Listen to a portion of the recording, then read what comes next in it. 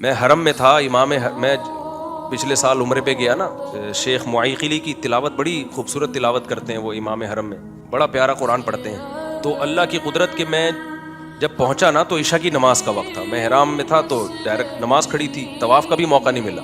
اب حرم کا منظر ہو اور ابھی آپ پہنچے ہو، تو امام حرم عشاء میں یہی آیت تلاوت کر رہے تھے. اور کمال کی بات ہے اس جگہ کھڑے ہو کر تلاوت کر رہے ہیں جہاں یہ نازل ہوئی ہے آیت، مکی آیت ہے اور وہیں نازل ہوئی ہے مکہ میں. وہ تلاوت کر رہے تھے اس وقت جو میری کیفیت تھی وہ میں ہی جانتا ہوں. ان الانسان خلق ہلوعا، کیسا پیارا کلام ہے. اللہ کہتے ہیں ہم نے انسان کو جو بنایا ہے نا یہ بڑا جلد باز ہے، یہ کہیں بھی اعتدال پہ قائم نہیں رہتا.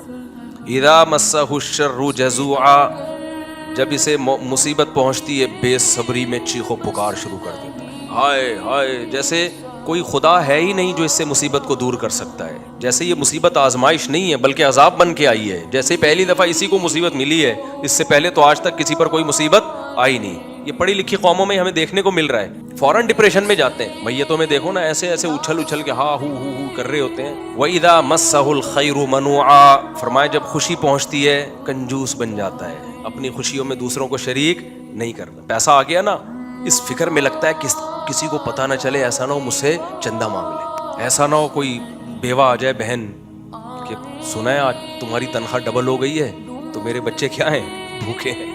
جب شیخ معیقلی پڑھ رہے تھے نا، یہاں تک تو نارمل ہے، یہ تو اللہ نے جگہ جگہ قرآن میں کہا ہے. آگے جب انہوں نے یہ آیت پڑھی الا المصلین، یہ الا جو ہے نا ایک تلوار ہے.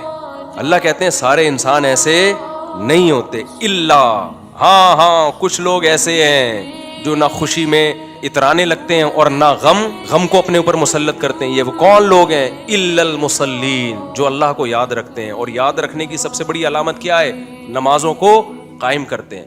الذین هم علی صلواتہم یحافظون، عام نمازی نہیں، اپنے نمازوں کی حفاظت. نماز ایک سائن ہے، نماز اصل میں یہ بتانے کے لیے کہ اللہ ان کی زندگی میں ان ہے. جن کی زندگیوں میں خدا ہے نا، گاڈ ہے جن کی زندگیوں میں، وہ نہ خوشی میں اعتدال سے باہر نکلتے ہیں اور نہ غم میں وہ بے صبری کا مظاہرہ. کیونکہ ان کو پتا ہے خوشیاں بھی کس کے ہاتھ میں ہے؟ اللہ کے. غم بھی کس کے ہاتھ میں ہے؟ اللہ کے ہاتھ میں. تو جب سب کچھ اس کے ہاتھ میں ہے تو بھائی کبھی خوشی دے کے آزمائے گا، کبھی غم دے کے آزمائے گا. تو آپے سے باہر ہونے کی ضرورت نہیں ہے.